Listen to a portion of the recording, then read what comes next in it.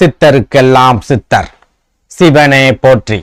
நம்மளோட பதிவுகள்ல இதுவரைக்கும் 12 ராசிகளுக்குமான வைகாசி மாத ராசி பலன்களை பார்த்துட்டு வந்தோம். இனி வரக்கூடிய பதிவுகள்ல 12 ராசிகளுக்குமான ஜூன் மாத ராசி பலன்களை பார்க்க இருக்கிறோம். அந்த வகையில நம்மளோட இந்த பதிவுல ராசி கட்டத்துல 3வது ராசியா இருக்கக்கூடிய காற்று ராசியான மிதுன ராசிக்கு இந்த ஜூன் மாதத்தோட கிரக நிலைகள் என்ன மாதிரியான யோகங்களை கொடுக்கும், என்ன மாதிரியான மாற்றங்களை கொடுக்கும் அப்படிங்கறத பத்தியும், இந்த ஜூன் மாதத்துல எந்தெந்த தேதிகள் மிதுன ராசிக்காரங்களுக்கு சிறப்பான பண வரவை ஏற்படுத்தி கொடுக்கும், எந்தெந்த தேதிகள்ல மிதுன ராசிக்காரங்களுக்கு ரொம்பவே அளவுக்கு அதிகமான விரை செலவுகள் ஏற்படும் அப்படிங்கறத பத்தியும் கொஞ்சம் சுருக்கமா பார்க்க போறோம். அதனால மிதுன ராசி அன்பர்கள் இந்த வீடியோவை கொஞ்சம் கூட ஸ்கிப் பண்ணாம கடைசி வரைக்கும் முழுமையா பாருங்க.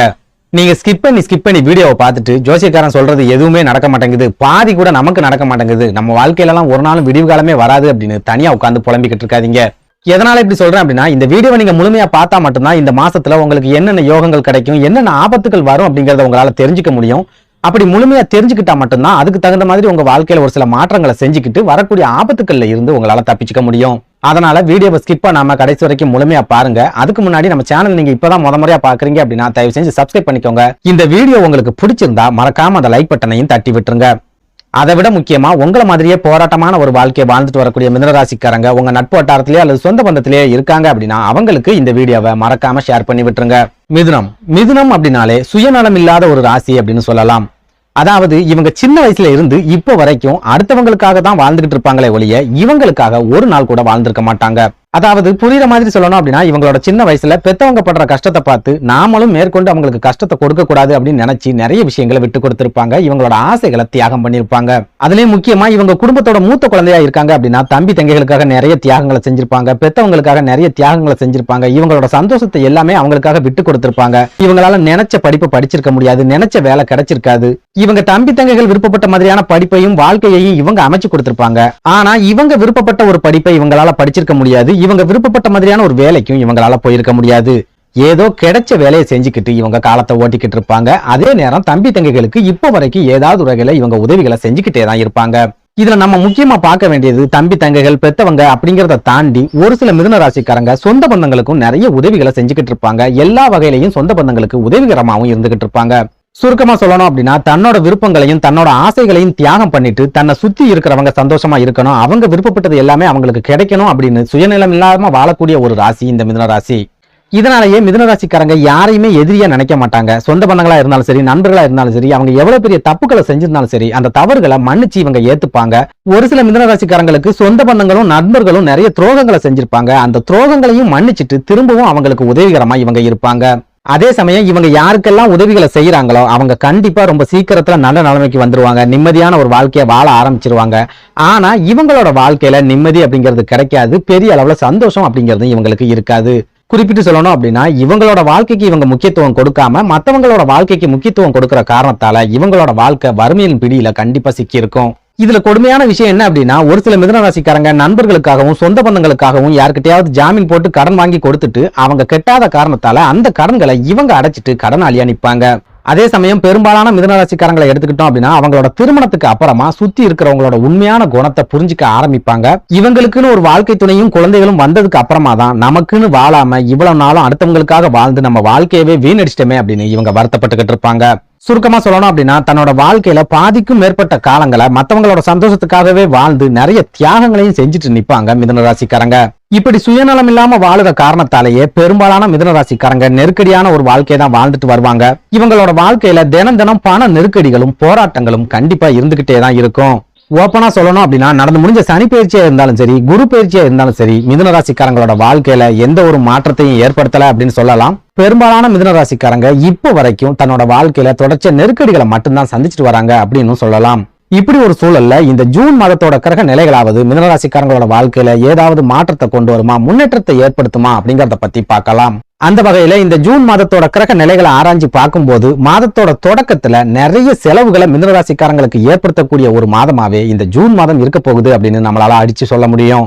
குறிப்பிட்டு சொல்லணும் அப்படின்னா சொந்த பந்தங்களோட சுபகாரியம் சம்பந்தமான செலவுகள், உங்க வீட்டுல நடக்கக்கூடிய சுபகாரியம் சம்பந்தமான செலவுகள், வெளியூர்களுக்கு பயணம் போக வேண்டிய பயண செலவுகள், வீட்டுக்கு தேவையான ஆடம்பர பொருட்களை வாங்கக்கூடிய செலவுகள் அப்படின்னு இந்த ஜூன் மாசத்துல செலவுகள் அப்படிங்கிறது உங்களுக்கு கண்டிப்பா 2 மடங்கு அதிகரிக்கும். எதனால இப்படி சொல்றேன் அப்படின்னா, இந்த ஜூன் மாதத்தை பொறுத்த வரைக்கும் உங்க ராசிக்கு 12வது வீடான விரயஸ்தானம் அப்படின்னு சொல்லப்படுற ரிஷப ராசியில குரு, சூரியன், புதன், சுக்கிரன் அப்படின்னு 4 கிரகங்கள் ஒன்னா சேர்ந்து சஞ்சாரம் பண்றாங்க. விரயஸ்தானத்துல ஏதாவது ஒரு கிரகம் இருந்தாலே கண்டிப்பா விரய செலவுகள் அப்படிங்கறத ஏற்படுத்திக்கிட்டே இருக்கும். அப்படி இருக்கும்போது மிதுன ராசிக்காரங்களை பொறுத்த வரைக்கும் 4 கிரகங்கள் உங்களோட விரயஸ்தானத்துல இருக்கிற காரணத்தால இந்த ஜூன் மாசத்துல எல்லா வகையிலையும் உங்களுக்கு செலவுகள் அப்படிங்கிறது தொடர்ச்சியா இருந்துகிட்டே இருக்கும். அதுலயும் முக்கியமா உங்க ராசியோட அதிபதியான புதன் பகவானும் இந்த ஜூன் மாசத்துல விரயஸ்தானம் அப்படின்னு சொல்லப்படுற ரிஷப ராசியில இருக்கிறதால உங்களுக்கு தவிர்க்க முடியாத விரய செலவுகள் அப்படிங்கிறது கண்டிப்பா இருக்கும். குறிப்பா உங்க குழந்தைகளோட படிப்பு சம்பந்தமான செலவுகள், சுபகாரியம் சம்பந்தமான செலவுகள், வீட்டுக்கு தேவையான பொருட்களை வாங்குறதால ஏற்படக்கூடிய செலவுகள், வாகனங்கள்ல பழுது ஏற்பட்டு அது மூலமா ஏற்படக்கூடிய செலவுகள், சொந்த பந்தங்களோட சுபகாரிய நிகழ்ச்சிகள்ல கலந்துக்கிறது மூலமா ஏற்படக்கூடிய செலவுகள், கோவில் கொடைவிழா சம்பந்தமான செலவுகள், உடல் ஆரோக்கியம் சம்பந்தமான செலவுகள் அப்படின்னு தொடர்ச்சியா இந்த ஜூன் மாசத்துல உங்களுக்கு செலவுகள் அப்படிங்கிறது இருந்துகிட்டே தான் இருக்கும். அதே நேரம் ஒரு சில மிதுன ராசிக்காரங்களை எடுத்துக்கிட்டோம் அப்படின்னா தொடர்ச்சியான விரய செலவுகள் இருந்தாலும் அந்த செலவுகள் எல்லாமே சுப விரய செலவுகளா இருக்கிறதுக்கு அதிகமான வாய்ப்புகள் அப்படிங்கிறது இருக்குது. குறிப்பா குரு பகவான் விரயஸ்தானத்துல இருக்கிற காரணத்தால உங்க குடும்பத்துல சுபகாரியங்களை நடத்துறதுக்கும், ஒரு சிலர் கிரகப்பிரவேசங்களை நடத்துறதுக்கும், நிலங்கள் வாங்குறதுக்கும், உங்களோட தொழில்களை விரிவுபடுத்துறதுக்கும் இந்த ஜூன் மாதத்துல அதிகமான வாய்ப்புகள் அப்படிங்கிறது இருக்குது. அடுத்ததா பணவரவை பொறுத்த வரைக்கும் உங்களோட தொழில் ஸ்தானாதிபதியான குரு பகவான் விரயஸ்தானத்திலேயே இருந்தாலும் உங்களோட லாப ஸ்தானாதிபதியான செவ்வாய் பகவான் உங்களோட லாபஸ்தானமான மேஷராசிலேயே ஆட்சி பெற்ற நிலையில இருக்கிறதால செலவுகளை சமாளிக்கக்கூடிய அளவுக்கு பண வரவு அப்படிங்கிறது உங்களுக்கு கண்டிப்பா இருக்கும். புரியுற மாதிரி சொல்லணும் அப்படின்னா, ஒரு பக்கம் உங்களுக்கு வருமானம் நீங்க எதிர்பார்க்கிற அளவுக்கு சிறப்பாவே இருக்கும், இன்னொரு பக்கம் அந்த வருமானத்துல ஒரு பைசாவு கூட சேமிக்க முடியாத அளவுக்கு தொடர்ச்சியான விரை செலவுகள் அப்படிங்கறதும் கண்டிப்பா இருக்கும். இதனால மிதுனராசி அன்பர்கள் இந்த ஜூன் மாசத்துல சிக்கனமா இருக்கிறதுக்கு முயற்சி பண்ணுங்க. சொந்த பந்தங்களோட திருமண நிகழ்ச்சிகள்ல கலந்துக்கிறீங்க அப்படின்னா சிக்கனமா செலவுகளை செய்யுங்க. நண்பர்கள் கூட சேர்ந்து ஊர் சுத்துறது, நண்பர்கள் கூட சேர்ந்து வெட்டி செலவுகளை செய்யறது, இந்த மாதிரியான விஷயங்களை முழுமையா தவிர்த்துடுங்க. ஏன்னா இந்த ஜூன் மாசத்துல உங்களுக்கு தொடர்ச்சியா விரைய செலவுகள் இருந்துகிட்டே இருக்கும் அப்படிங்கறதால ஒரு கட்டத்துல நீங்க பண நெருக்கடியை சந்திக்கிறதுக்கு கூட அதிகமான வாய்ப்புகள் அப்படிங்கிறது இருக்குது. அதனால ஆரம்பத்துல இருந்து நீங்க சிக்கனமா இருந்துகிட்டீங்க அப்படின்னா பெரிய அளவிலான பண நெருக்கடிகள் இல்லாம உங்களால தப்பிச்சுக்க முடியும். அடுத்ததா குடும்ப வாழ்க்கையை எடுத்துக்கிட்டோம் அப்படின்னா இந்த ஜூன் மாசத்துல உங்களுக்கு பெரிய அளவு சண்டை சச்சரவுகள், பெரிய அளவுக்கு வாக்குவாதங்கள் அப்படிங்கிறது இருக்காது. அதே நேரம் உங்க குடும்பத்துல இருக்கிறவங்க மூலமா உங்களுக்கு தொடர்ச்சியா விரைய செலவுகள் அப்படிங்கிறது இருந்துகிட்டே இருக்கும். இந்த செலவுகள் மூலமா அவங்க மேல நீங்க கோவப்படுறதுக்கும், உங்களுக்கு தேவையில்லாத மன அழுத்தங்கள் ஏற்படுறதுக்கும் அதிகமான வாய்ப்புகள் அப்படிங்கிறது இருக்குது. அதனால மிதுனராசிக்காரங்க இது செலவுகள் அதிகமா இருக்கக்கூடிய மாதம் அப்படிங்கறத புரிஞ்சுக்கிட்டு நிதானமா இருக்க முயற்சி பண்ணுங்க. கோபத்தை கட்டுப்படுத்துங்க. தேவையில்லாம குடும்பத்துல இருக்கிறவங்க கிட்ட கோபப்படாதீங்க. இது எல்லாத்தையும் விட முக்கியமா இந்த விரைய செலவுகளை சமாளிக்கக்கூடிய அளவுக்கு கடுமையா உழைக்கிறதுக்கும் முயற்சி பண்ணுங்க. அதாவது கடந்த மாதங்கள்ல நீங்க எந்த அளவுக்கு உழைச்சீங்களோ அதை விட 2 மடங்குக்கும் அதிகமா இந்த மாதத்துல நீங்க உழைச்சா மட்டும்தான் உங்க கைகளுக்கு தேவையான பண வரவு அப்படிங்கிறது கிடைக்கும். இந்த செலவுகளையும் உங்களால சமாளிக்க முடியும். அடுத்ததா சொந்த தொழில் அல்லது வியாபாரத்தை பொறுத்த வரைக்கும் ஒரு நார்மலான வியாபாரம் அப்படிங்கிறது உங்களுக்கு இருக்கும். பெரிய அளவுல முன்னேற்றங்கள் அப்படிங்கிறது கிடைக்காது. திடீர் யோகமோ திடீர் அதிர்ஷ்டங்களோ இந்த ஜூன் மாசத்துல கிடைக்காது. உங்க தொழிலை தொடர்ந்து நெருக்கடி இல்லாம நடத்தக்கூடிய அளவுக்கு ஓரளவு உங்க கைகள்ல பணப்புழக்கம் அப்படிங்கிறது கண்டிப்பா இருக்கும். அடுத்ததா உடல் ஆரோக்கியத்தை எடுத்துக்கிட்டோம் அப்படின்னா நான் முன்னாடியே சொன்ன மாதிரி இந்த ஜூன் மாசத்துல உங்களுக்கு உடல் ஆரோக்கியம் சம்பந்தமான விரைய செலவுகள் இருக்கும் அப்படிங்கறதால உடல் ஆரோக்கியத்துல சின்ன சின்ன பாதிப்புகள் அப்படிங்கிறது கண்டிப்பா ஏற்படும். அதே நேரம் பெரிய அளவிலான உடல் ஆரோக்கிய பாதிப்புகளோ அல்லது பெரிய அளவிலான விபத்துகளோ ஏற்படுறதுக்கு இந்த ஜூன் மாசத்துல அதிகமான வாய்ப்புகள் இல்ல. அதனால சின்ன சின்ன உடல் ஆரோக்கிய பாதிப்புகள் ஏற்படும். அந்த பாதிப்புகள் வராத அளவுக்கு உடல் ஆரோக்கியத்துல கவனம் செலுத்துங்க. அதுலயும் முக்கியமா சீனியர் சிட்டிசன்ஸை பொறுத்த வரைக்கும் இந்த ஜூன் மாதத்துல ரொம்ப எச்சரிக்கையா இருங்க, கவனமா இருங்க. பாத்ரூம் போகும்போது ரொம்பவே எச்சரிக்கையா இருங்க. இரவு நேரங்கள்ல வெளி இடங்களுக்கு போறத முடிஞ்ச வரைக்கும் தவிர்த்துக்கோங்க. சுருக்கமா சொல்லணும் அப்படின்னா இந்த ஜூன் மாதம் கண்டிப்பா மிதுன ராசிக்காரங்களுக்கு ஒரு நெருக்கடியான காலகட்டமாவே இருக்கும். ஏதாவது ஒரு வகையில பண நெருக்கடி அப்படிங்கிறதும் இருந்துகிட்டே தான் இருக்கும். நன்றி, வணக்கம்.